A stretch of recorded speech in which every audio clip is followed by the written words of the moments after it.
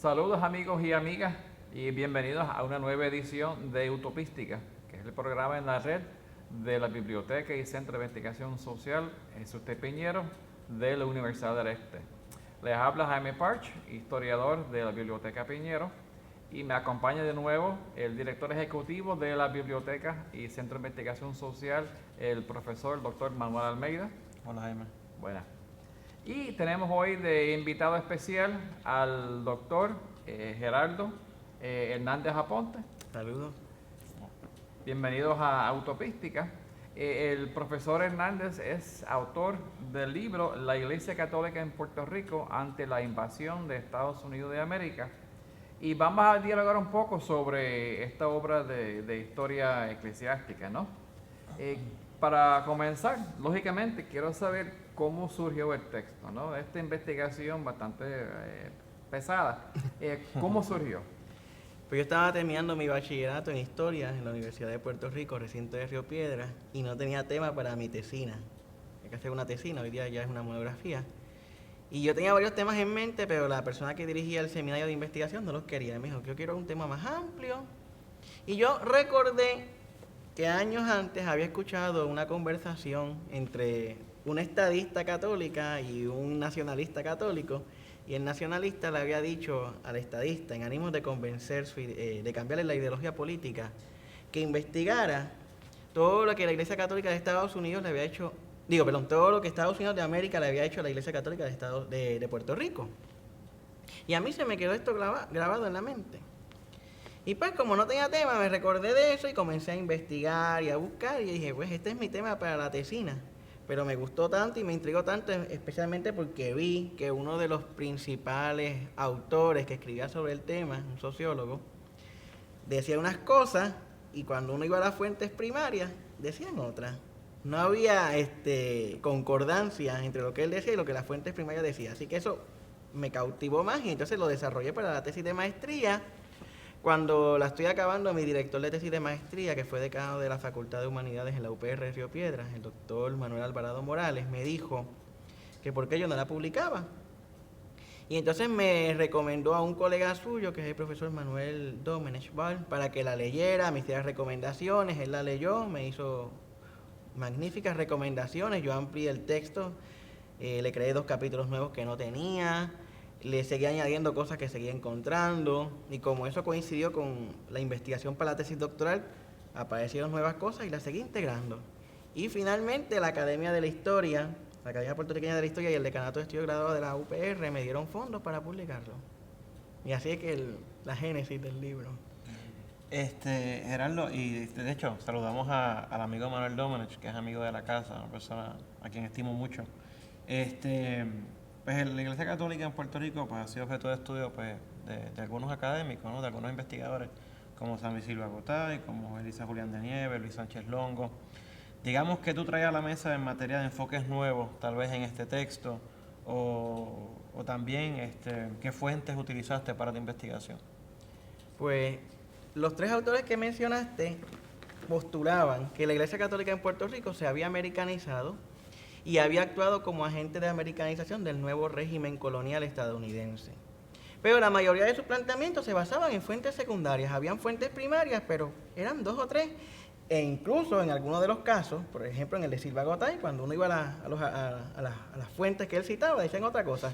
Y en el caso de Elisa Julián de Nieves, ni siquiera tenía notas al calce para decir de dónde rayos había sacado la información. Tiene bibliografía, pero no me dice de dónde lo sacó. Además de que Elisa Julián de Nieves, que es la primera persona que postula que la Iglesia Católica en Puerto Rico se americanizó y fungió como agente de americanizador, no había consultado la documentación del Archivo Histórico Arquidiocesano. Entonces Silva Gotay se monta en su planteamiento, añade otros, hasta inventa cosas, porque por ejemplo dice que Monseñor Jones eliminó el cabildo eclesiástico por decreto, y eso está reprobado de que no fue así. Y después su estudiante de maestría, que le dirigió la tesis, Luis Pío Sánchez Longo, se monta en su discurso también y no hace casi ningún aporte nuevo. Pero ninguno conocía a profundidad que para estudiar la Iglesia Católica, como cuando uno estudia cualquier otro tipo de religión, uno tiene que conocer las creencias. En el caso de la Iglesia Católica, el derecho canónico, latín, de liturgia. Tiene que conocer un montón de cosas para poder entender las actuaciones de la Iglesia. Y hay que también estudiar el contexto histórico donde se dan los acontecimientos para poder entender por qué es que está pasando esto.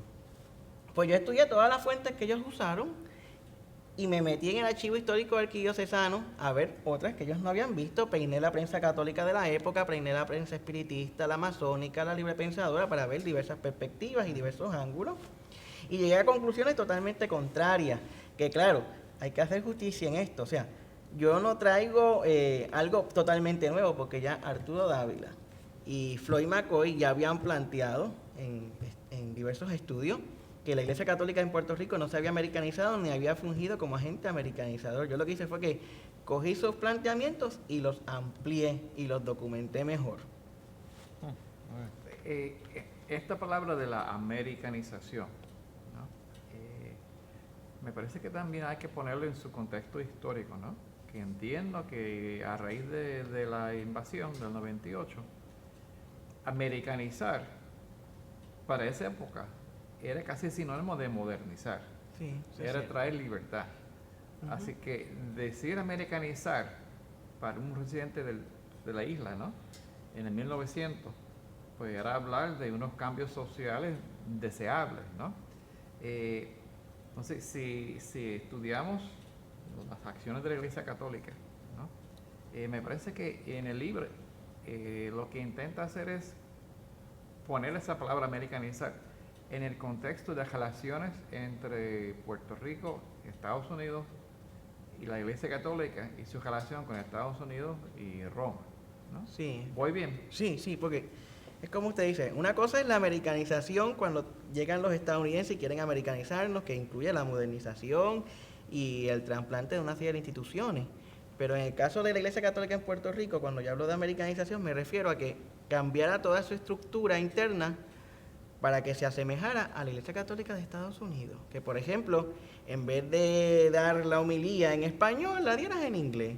En vez de celebrar el calendario litúrgico estadounidense, español, utilizaras el calendario litúrgico estadounidense. O sea, que la crisoraras al modelo de la Iglesia Católica estadounidense. Los decretos del Tercer Concilio Plenario de Baltimore, celebrado en 1884 en Estados Unidos, eran los que regían la Iglesia Católica estadounidense. Los decretos del Concilio Plenario de la América Latina, celebrado en Roma en 1899, eran los que regían la Iglesia Católica de Latinoamérica.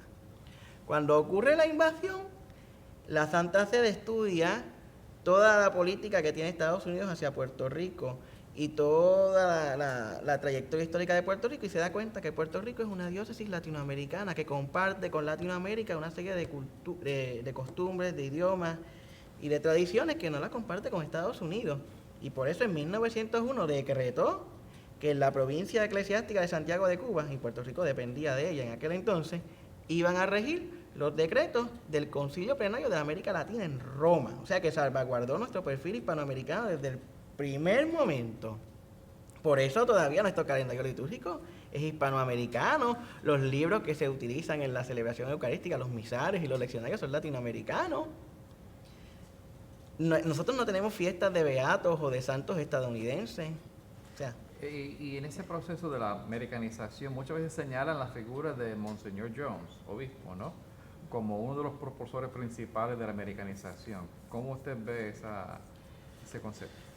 pues mire, cuando ocurre la invasión, la sede episcopal de la isla estaba vacante. La diócesis completa la isla completa era una diócesis. No había obispo porque el obispo anterior, Fray Toribio Minguella y Arneo de la Merced, se había trasladado a España y había dejado la sede vacante en 1897. Y había que buscar a alguien que llenara la sede. El Vaticano nombra como delegado apostólico a Monseñor Plácido Luis Chapel y viene a examinar la situación de la isla. Se percata de que la diócesis estaba vacante y él nombra a su secretario personal, que es Monseñor Jaime Humberto Blenk, como obispo, porque él plantea que si la isla es ahora propiedad de Estados Unidos que habla inglés, la persona debe de conocer el inglés. Debe de conocer la idiosincrasia de la Iglesia Católica de Estados Unidos, porque estamos ante una nación que es hostil entre el catolicismo. Y nombra a Monseñor Blenk. Hasta ahora toda la documentación plantea de que él de que no hubo una intención de que americanizara la diócesis. Pero en el contacto con el pueblo puertorriqueño, Monseñor Blenk se da cuenta de la ignominia del coloniaje y del maltrato del gobierno de Estados Unidos hacia Puerto Rico, y llega a favorecer abiertamente la independencia antes de irse, y eso motiva el traslado a otra diócesis, que es la de Nueva Orleans, en Estados Unidos. Y al próximo obispo que ponen, buscan a un candidato que favorezca la americanización de la isla, pero con instrucciones de que no americanice, y lo van a fiscalizar asiduamente a través de los delegados apostólicos, porque había que poner a alguien que fuera aparentemente o leal completamente al gobierno de Estados Unidos, pero que lo estoy vigilando para que no dé un pie a la derecha y me vaya a apoyar el proceso de americanización completamente. Que hubo apoyo desde ciertas circunstancias, como por ejemplo la educación, sí, pero no como una agenda, sino en áreas en que si no lo hacemos, nuestra seguridad o nuestra sobrevivencia como iglesia está en juego, está en jaque. Así que yo nombro obispos estadounidenses en la sede, eso es cierto, pero con instrucciones de no americanizar, además de que estoy configurando toda la Iglesia Católica puertorriqueña al modelo de separación de Iglesia y Estado que rige en la diócesis latinoamericana. Y además de que por lo menos hasta 1921 todo el clero, no todo, pero la mayoría del clero es español. Sí hay sacerdotes estadounidenses, pero la mayoría del clero sigue siendo español. Eso de alguna forma anticipa parte de la respuesta de la pregunta que te iba a hacer, igual un poco te la lanzo. O sea, tú planteas en el libro que Vaticano pues establece relaciones conciliatorias respecto de la iglesia en Puerto Rico, así como con las autoridades estadounidenses. ¿Qué tipo de acciones venían de Roma dirigidas acá, a Puerto Rico? Bueno, además del nombramiento de los prelados, Sí. en el 1900 cierran el seminario conciliar porque no hay dinero para que los seminaristas estudien y los envían a Estados Unidos. Con el paso del tiempo, los seminaristas se comienzan a diversificar y otros van a España. Y la congregación de los seminarios pide que los seminaristas dejen de ir a Estados Unidos a estudiar y vayan a Cuba a estudiar. Porque aunque no somos parte de la provincia eclesiástica cubana, para algunas cosas sí lo somos. Por ejemplo, para las reuniones de la conferencia episcopal y eso.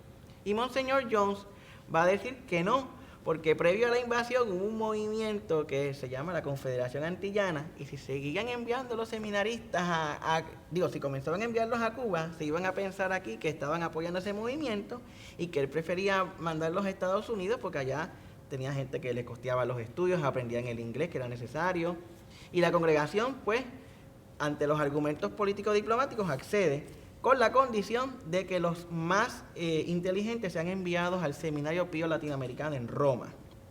Por el otro lado, comienzan a llegar una serie de congregaciones religiosas masculinas y femeninas.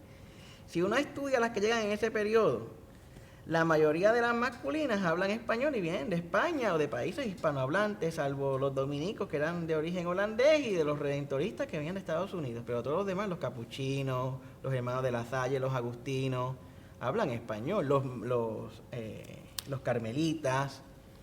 Sin embargo, las congregaciones religiosas, prácticamente todas, salvo una que es congregación de clausura, son de origen estadounidense porque venían a dedicarse a la educación, porque bajo el antiguo régimen de unidad de Iglesia y Estado, antes de la invasión, era obligatorio la enseñanza religiosa en las escuelas. Ahora, con la separación de Iglesia y Estado, ya no hay que enseñar religión en las escuelas porque está prohibido. Entonces, la Iglesia comienza a abrir una serie de colegios católicos para enseñar, porque si no, pues va a perder la feligresía. Y entonces se ve obligada a importar religiosas que hablen el inglés, porque si no hablan el inglés y no enseñan el inglés, el sistema educativo vigente del gobierno estadounidense no le iba a aprobar el desempeño escolar. Así que, aunque algunos autores han dicho que esa política estuvo dirigida a americanizar la iglesia, pues es falso, porque la evidencia prueba otra cosa. Además de que el delegado apostólico le escribió a Monseñor Jones de que todas las congregaciones religiosas que vinieran, que hablaban inglés, tenían que aprender español antes de llegar a la isla. Y además de que está documentado de que si hubiera habido una agenda de americanización, ellos pudieron haber sustituido todo el clero o la mayoría por clero estadounidense, como se comprometieron en hacerlo en Filipinas, y aquí no lo hicieron. Ante la coyuntura de la invasión, ¿no? Del 28, y lo que usted menciona como la imposición del derecho americano, que es la separación de iglesia y Estado, ¿no? Por ejemplo, fiscales, pues la iglesia queda muy mal y hay unos pleitos para salvaguardar las propiedades incluso, ¿no? de la iglesia. Y un movimiento obviamente de misioneros protestantes que la iglesia católica percibe como amenaza, ¿no? Entonces el libro menciona por lo menos 3 fuerzas o áreas que la iglesia utiliza en Puerto Rico para tomar la iniciativa, para defenderse, ¿no? Que es las órdenes religiosas, las asociaciones y la prensa, ¿no? Ya he hablado un poco sobre las cuestiones de las órdenes religiosas, ¿no? Pero por ejemplo la prensa y las asociaciones, Sí. ¿cómo funcionaron ellos en esa iniciativa de la iglesia? Sí, efectivamente, antes de la invasión, en Puerto Rico se había puesto en vigor la misma estrategia, usar la prensa y las asociaciones para contrarrestar el desarrollo del espiritismo científico y de la masonería. Esas 2 estrategias emanaban de la encíclica Humanus Genus del Papa León XIII, que fue hecha en 1884 contra la masonería. Cuando ocurre la invasión, el único órgano católico que sobrevivió y que quedaba era el boletín eclesiástico, que era el órgano oficial para comunicarse con los sacerdotes, aunque lo podía comprar cualquier persona, pero era el órgano oficial del obispado. Y habían varias asociaciones. Monseñor Blanc, cuando llega, pone todo su empeño en desarrollar la prensa católica, porque tenía que tener un vocero en que la gente normal, común y corriente pudiera leer y pudieran defender sus puntos de vista. Y ya para esa fecha se había fundado en 1899 en Ponce, la Asociación de Católicos de Ponce, el periódico El Ideal Católico. Y Monseñor Blanc suspende la publicación del boletín eclesiástico y comienza a ayudar económicamente al Ideal Católico y alentarlo. Y comienzan a surgir otros periódicos católicos en la isla. De los más importantes en la coyuntura histórica está el Ideal Católico, que duró hasta el 15 o 16, la revista Borinquen, que era la revista del obispado, que duró del 9 al 16, la revista La Verdad, que sale en el 5, que al principio era por laicos, pero los frailes capuchinos toman su dirección porque Monseñor Blanc prácticamente sugirió que para tener aprobación eclesiástica los capuchinos tenían que ser los censores y terminan tomando el control de la revista hasta el 29 o 28 que dura. Y la prensa fue un arma importantísima, no solamente para combatir las doctrinas ajenas, sino para defenderse y para esparcir la semilla del catolicismo. En cuanto a las asociaciones, ya previo a la invasión se había creado en Puerto Rico una asociación de católicos de Puerto Rico, porque cuando ocurrió la Revolución Gloriosa en España, se crearon varias juntas de católicos en toda España, y aquí en Puerto Rico pues se creó la de ellos. Con la invasión esa asociación dejó de existir. El vicario capitular, que era quien gobernaba la diócesis antes de la invasión, recomendó que se crearan juntas parroquiales para sostener económicamente la iglesia, porque deja de recibir el sostenimiento económico por parte del Estado. Y la Asociación de Católicos de Ponce es una de las primeras que se funda. Cuando llega Monseñor Blanc, hace un censo de cuántas asociaciones hay y se da cuenta de la importancia que tiene este tipo de asociación y forma asociaciones de católicos en casi todas las parroquias de la isla con una directiva nacional. Lamentablemente, cuando llega el obispo siguiente, que es Monseñor Jones, esa asociación comenzó a decaer, quedaron algunas juntas regadas, pero el vigor y la fuerza que tenía comenzó a decaer y se fomentó otro tipo de asociación más dogmática y de asistencia social.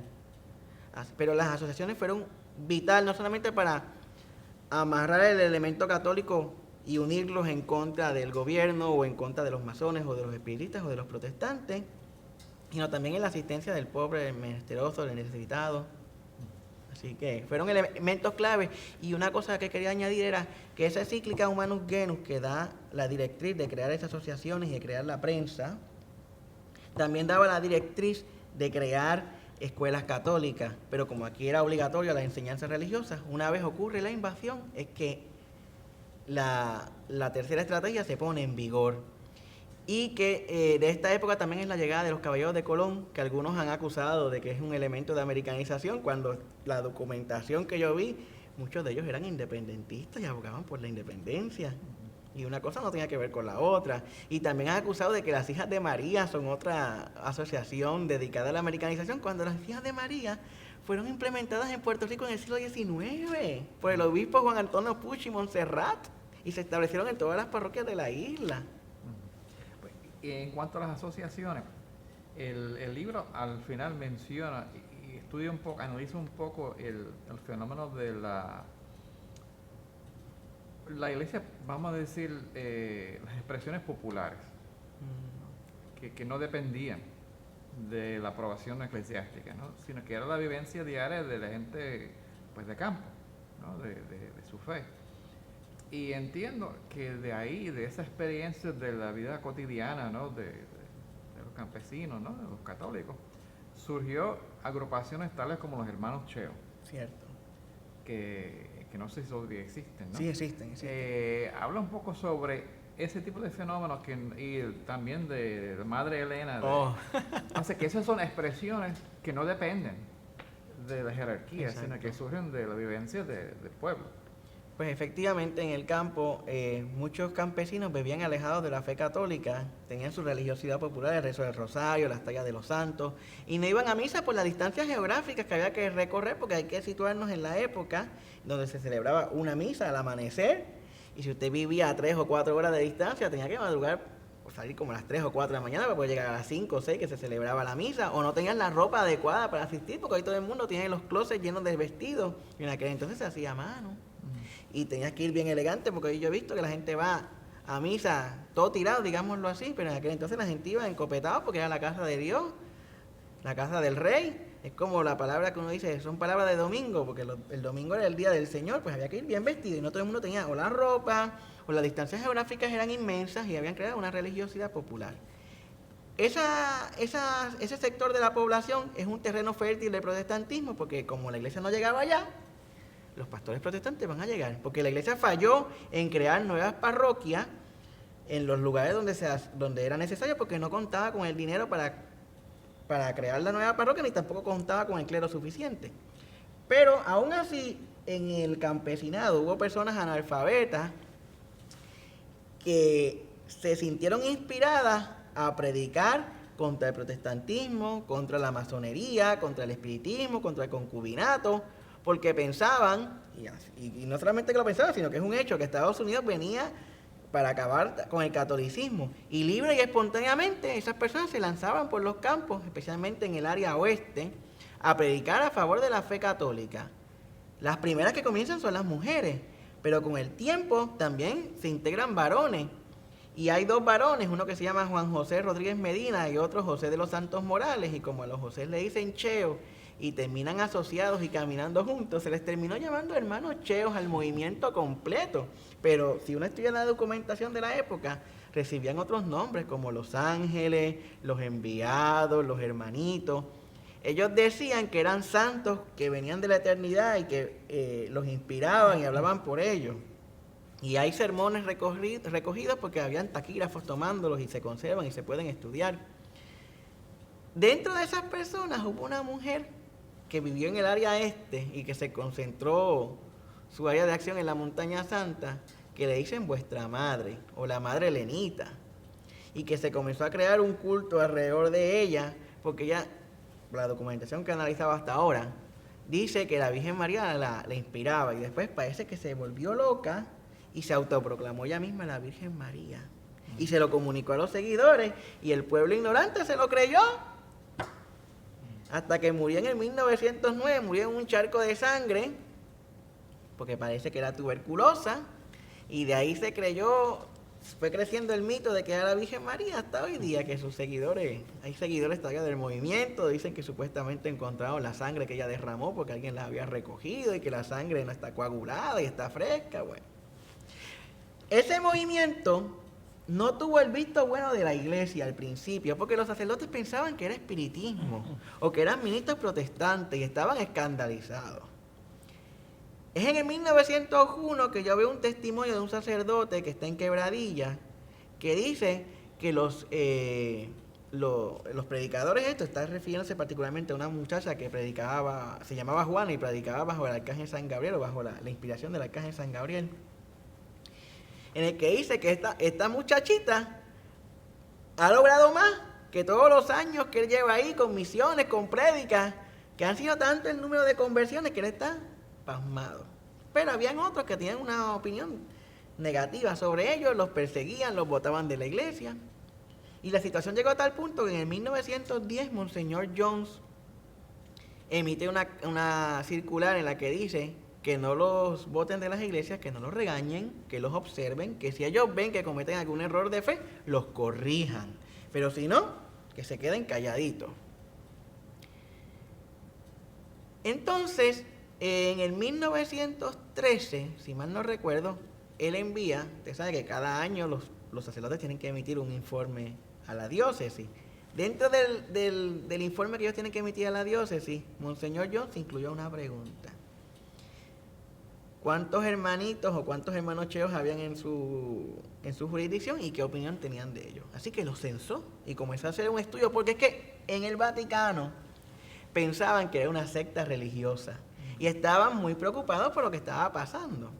Después que Monseñor Jones obtiene toda esa documentación, da la casualidad que llega a la isla, eso fue en el 16 o 17, el delegado apostólico, Monseñor Tito Trocchi, y él cogió y se lo llevó para Junta o para Jayuya, y les presentó quiénes eran los hermanos cheos. Y cuando él los vio, él se pasmó y dijo, no, esto no es una secta, esto hay que organizarlo y que la iglesia coja la batuta, pero ayudar a servirnos de ellos como si fuera una asociación religiosa para evangelizar al campesinado. Y así se lo deja manifestado a Monseñor Jones, pero Monseñor Jones muere en el 21 y no se pudo completar el proceso de organizarlo bajo la mirada y la estructura de la iglesia, y no es hasta 1927, si mal no recuerdo, que obtiene ya el permiso canónico y se organizan como una asociación reconocida por la iglesia. Pero durante todo ese periodo previo hubo acercamiento. De hecho, los cheos comienzan a construir capillas que los va a usar la iglesia católica. Así que la comunicación entre ambos fue, y los frutos de ellos eran a veces mayores que los de los mismos sacerdotes, atrayendo a la gente al seno de la iglesia. Oye, Gerardo, el libro, ahí mencionas un dato proveniente de un año que salta fuera del marco de tiempo que marca el libro, que es del 98 a 1921, lo que, digamos, te pregunto, y te pregunto tal vez por desconocimiento, sería interesantísimo, ¿no?, un poco seguirle la pista a los desarrollos desiguales, diferenciados de la Iglesia Católica, en contrapunteo tanto con las autoridades federales estadounidenses como con el gobierno de Puerto Rico posterior al 1921. Es decir, estas investigaciones, o digamos, te pregunto, ¿le has dedicado tiempo de investigación post 1921? Es decir, podemos esperar, digamos, una parte 2 del libro donde abarcas, digamos, 15, 20 años más, porque la Iglesia Católica, en los 30, en los 40, en los 50, en los 60, va a tener unos cambios particulares al respecto de sus relaciones con la vida política y tal. Pues yo tengo en planes continuarla, o sea, yo quería seguir, yo tenía una promesa de hacer un estudio postdoctoral, digámoslo así, o otro doctorado, y poder ir al Archivo Secreto Vaticano y continuar mi investigación hasta que llegue a la jerarquía boricua en los 60. Pero la persona que me lo prometió se murió. Y después traté de buscar financiamiento, pues esas cosas cuestan, nadie me pudo ayudar, pero está en agenda seguirlo. Ahora los archivos del Vaticano están abiertos hasta el 38 o 39. Yo no he seguido explorando el tema, lo he dejado ahí. He tratado de terminar todo lo que tengo del siglo XIX primero, pero está en agenda para un futuro cercano o lejano, cuando aparezca, seguirlo, porque yo creo que es indispensable. Hay que ir al Vaticano y hay que seguir viendo la documentación que yo no pude ver. Claro, yo me apoyo en lo que Arturo Dávila vio y Floyd McCoy vio. Pero tienen que haber muchas cosas que ellos no vieron, o que ahora con este estudio que yo he hecho tenga dudas o pistas, y mira, aquí hay esto, aquí hay lo otro, puede haber esto. Pero yo creo que sí, que es indispensable hacerlo, y está en mi agenda, está en mi tintero. Vamos a ver si... Y digamos que es importante porque, como comentabas anteriormente al respecto de los otros estudios existentes en este periodo, sobre ese periodo, pues es un tema que, digamos, que si no se hace el trabajo de granito, este trabajo archivístico riguroso, se presta para, digamos, planteamientos olímpicos, generalizaciones tremendas, ¿no? Y que me parece que es importante, ¿no? Que siga profundizando sobre el tema. Pues ya que mencionó lo que queda pendiente, ¿no?, de este tema de la Iglesia Católica en el siglo XX, ¿qué próximas publicaciones o trabajos debemos esperar de este? Pues ya está terminado, pero he encontrado más cosas y no he podido integrarlo y tengo que hacerlo a la editora. Tengo un libro sobre los escolapios en el Puerto Rico del siglo XIX. Para el público, ¿quiénes son Los escolapios es una orden religiosa, es la última orden religiosa que se funda en la Edad Media. Llegan aquí en 1895 y crean una escuela que anteriormente tenían los jesuitas, que es lo que se conoce como el Instituto de Segunda Enseñanza, que está el edificio todavía deteriorado, pero existe creo que es la parada 19, al lado de la Iglesia Sagrado Corazón, el edificio rosa que antes era el Departamento de Salud. Ellos tenían una escuela ahí que deja de funcionar en 1899. Pero esa es la segunda venida de los escolapios en el siglo XIX. Previo a ella, vinieron en los 30 por un proceso de persecución religiosa que hubo en España y vinieron secularizados, o sea que no pertenecían propiamente a la orden religiosa, pero eran religiosos escolapios. Y de hecho Alejandro Tapia Rivera fue alumno de los escolapios. Así que yo estoy estudiando los dos momentos históricos enlazados por la educación. Ya ese libro está prácticamente escrito, lo que me falta es, como dije, añadirle un par de cosas que han ido apareciendo y editarlo. Estoy trabajando uno sobre las hermanitas de los ancianos desamparados en Puerto Rico, que usualmente uno conoce dos casas antiguas, son tres, una en Ponce, una en Calle y una en San Juan, en la época española y hasta 1921. Estoy trabajando un libro sobre el maestro Rafael Cordero, que ya prácticamente está, espero que este año el otro salga. Es un libro fascinante. A mí no me gusta la biografía, pero me metí a hacerla. No digo por qué, porque si lo digo pierden el interés, pero algo yo encontré que me motivó, aunque el libro no es propiamente biográfico, sí tiene un capítulo biográfico, pero es algo más que una biografía. Bueno, profesor, agradecemos la visita. Gracias a ustedes por la oportunidad. Le deseamos éxito en todas las investigaciones y publicaciones que vienen por ahí. Gracias. Y también pues agradecemos la sintonía de ustedes, la compañía del profesor Almeida y el trabajo de Radamés Barreto en cámara. Así que les invitamos a estar pendientes a la próxima edición de Utopística y que estén bien.